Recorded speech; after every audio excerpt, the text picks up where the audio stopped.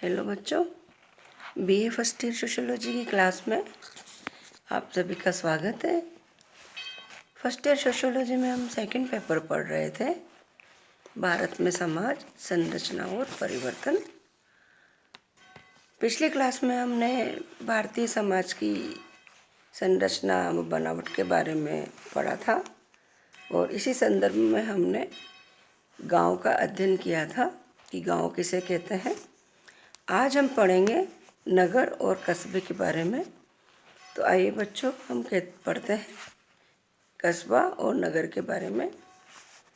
सबसे पहले हम पढ़ेंगे कस्बा किसे कहते हैं, कस्बा का अर्थ, कस्बे की परिभाषा और विशेषताएं। जैसा कि बच्चों आप जानते हैं, अंग्रेजी शब्द टाउन जिसका अर्थ है कस्बा। कस्बा गांव से बड़ा होता है तथा नगर से छोटा और गांव और नगर की विशेषताओं का मिला जुला रूप होता है। कस्बा गांव एवं शहर की बीच की स्थिति को दर्शाता है। यहाँ की जनसंख्या कृषि कार्य के साथ साथ लघु और कुटीर उद्योग तथा अन्य व्यवसाय से भी जुड़े हुए होती है। यानी कि कस्बे में रहने वाले लोग या कस्बे की जनता कृषि कार्य के साथ साथ लघु एवं कुटीर उद्योग तथा अन्य व्यवसाय से भी जुड़े हुए होते हैं। 2011 की जनगणना के अनुसार भारत में कुल 7,936 कस्बे हैं। जब कस्बे की जनसंख्या का आकार एवं घनत्व दोनों बढ़ जाता है तो वो नगर के नाम से जाना जाने लगता है। कस्बे को और गांव को नगर के बीच की स्थिति कहते हैं। जैसा कि मैंने आपको बताया, कई बार तो कस्बे को उपनगर भी कहा जाता है। जनसंख्या के आकार की दृष्टि से जब बड़े गांव के लोगों की प्रवृत्तियां नगरीकृत हो जाती है तो उन्हें गांव न कह करके कस्बा कहा जाता है। इसी प्रकार कस्बा मानवीय स्थापना का वह स्वरूप है जो अपने जीवन क्रम एवं क्रियाओं में ग्रामीणता और नगरीयता दोनों प्रकार के तत्वों को समाहित करता है।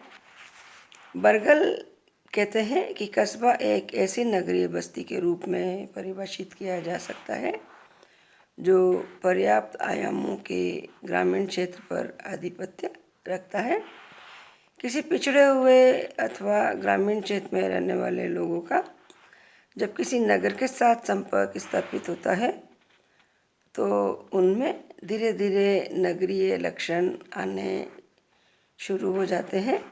इसी से गांव का रूप एक कस्बे के रूप में बदल जाता है।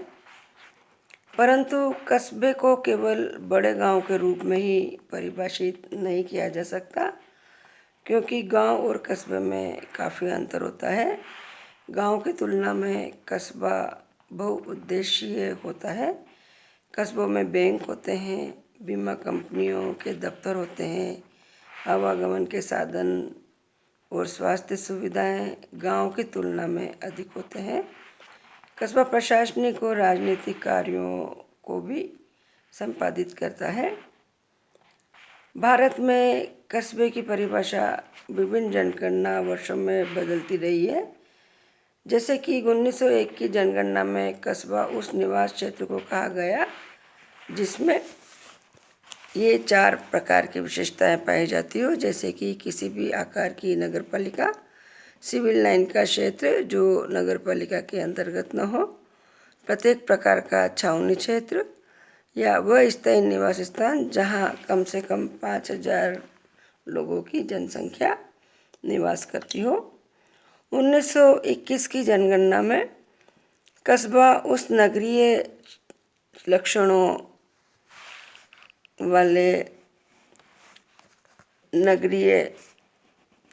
वाली बस्ती को कहा गया जहाँ 5,000 से अधिक लोग स्थायी रूप से निवास करते हो। इसके पश्चात 1961 में और उसके पश्चात 2011 तक होने वाली जनगणनाओं में कस्बे की अधिक विस्तृत परिभाषा दी गई है। अब कस्बे में ये विशेषताएं होनी चाहिए कि वे सभी स्थान जहां नगर पालिका, कैंट बोर्ड अथवा अधिसूचित नगर क्षेत्र सीमित हो, वे सभी स्थान जहाँ पे कम से कम 5,000 की आबादी हो और कार्यरत पुरुष जनसंख्या का 3/4 भाग 75% और गैर कृषि व्यवसाय में लगा हुआ हो, प्रति वर्ग मील 400 व्यक्तियों का घनत्व हो जनसंख्या की दृष्टि से। ऐसे स्थान को 2011 की जनगणना के अनुसार कस्बा कहते हैं। अब है कस्बे की विशेषताएं। कस्बा गांव से नगर की तरफ बढ़ने की प्रक्रिया को दर्शाता है। इसमें प्रमुख व्यवसाय कृषि क्रियाओं के विपरीत वाणिज्य तथा उद्योग से संबंधित होते हैं। गांव की अपेक्षा कस्बे अधिक औपचारिक होता है। गांव एवं शहर की साझा विशेषताओं को दर्शाता है, यानी कई कस्बे के अंदर गांव और शहर दोनों की विशेषताएं पाई जाती है। कस्बे के अंदर किसी भी आकार की एक नगर पालिका भी होती है। तो देखा बच्चों आपने कि कस्बा किसे कहते हैं। कस्बा गांव से बड़ा और नगर से छोटा है और ये गांव और नगर का मिला जुला रूप कहलाता है। और कस्बे के अंदर गांव और नगर की विशेषताओं का मिला जुला हुआ रूप पाया जाता है ना। भारत में 1 लाख या इससे अधिक जनसंख्या वाले स्थान को नगर कहा जाता है और 5,000 या इससे अधिक जनसंख्या वाले स्थान को कस्बा कहा जाता है। अब बच्चों हम पढ़ते हैं नगर के बारे में।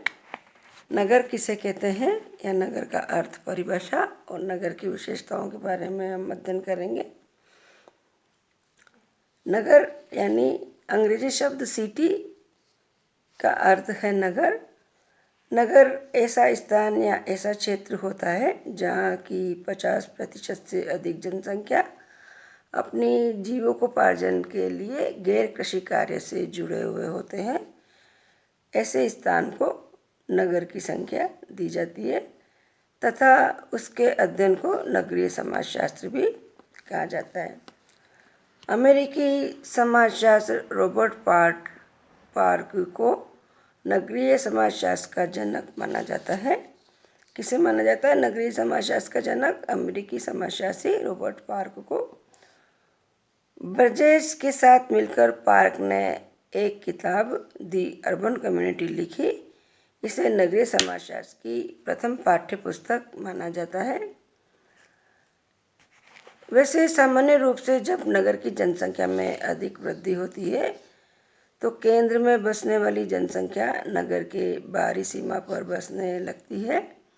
यह एक ग्रामीण क्षेत्र होता है, लेकिन नगर के लोगों के बसने के कारण इसे उपनगर कहा जाता है एवं यह नगरीय विशेषता को दर्शाने लगता है।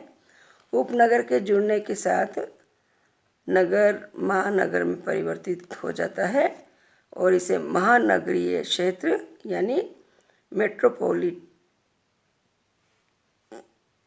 सिटी भी कहते हैं, यानी कि मेट्रो सिटी भी कहते हैं। महानगरीय शहर को जब हम उपनगर से जोड़ करके व्यक्त करते हैं तो इसे महानगरीय क्षेत्र यानी मेट्रो सिटी कहते हैं।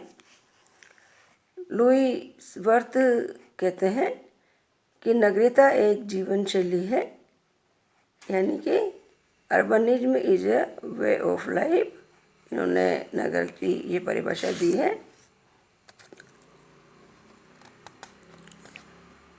नगरीय समुदाय, नगरीय क्षेत्र और नगर तथा शहर नगर के पर्यायवाची शब्द है।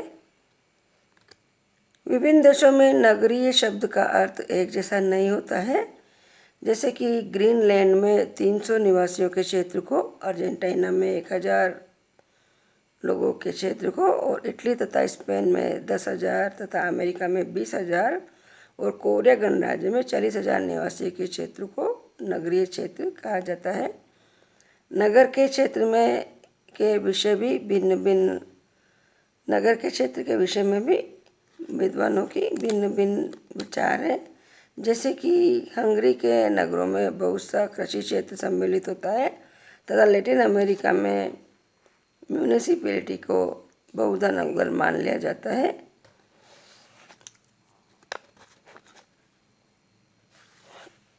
कस्बे तथा नगर में अंतर प्रशासनिक परिभाषा के कारण होता है। नगर से अर्थात अगर देखा जाए तो नगर से तात्पर्य एक ऐसे केंद्रीकृत बस्तियों के समूह से है जिसमें सुव्यवस्थित केंद्रीय व्यापार क्षेत्र हो, प्रशासनिक इकाई, आवागमन के विकसित साधन तथा अन्य नगरीय सुविधाएं उपलब्ध होती हो। 2001 की जनगणना के अनुसार भारत में 10 लाख से अधिक जनसंख्या वाले 10 लाख से अधिक जनसंख्या वाले नगरों की संख्या 35 थी और 2011 की जनगणना के अनुसार भारत में 4041 वैधानिक नगर और 3894 जनगणना नगर थे। 10 लाख से अधिक जनसंख्या वाले नगरों को महानगर कहा जाता है। 2011 की जनगणना में 10 लाख से अधिक जनसंख्या वाले नगरों की संख्या 53 है। जिस नगर की जनसंख्या 50 लाख से अधिक होती है उसे विराट नगर कहा जाता है ना। तो बच्चों, आपने देखा कि नगर क्या है। अब है नगर की विशेषताएं।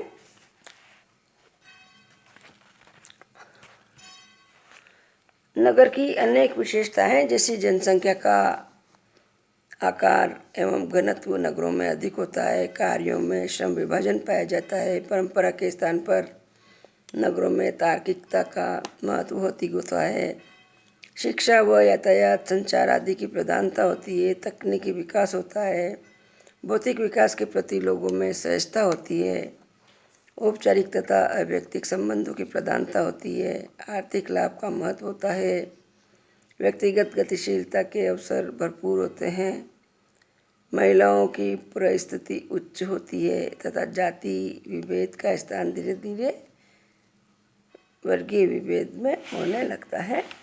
ये नगर की परिभाषाएं हैं। इनका विस्तृत वर्णन हम अगली क्लास में करेंगे। आज इतना ही। Thank you. अगला टॉपिक अगली क्लास में पढ़ेंगे।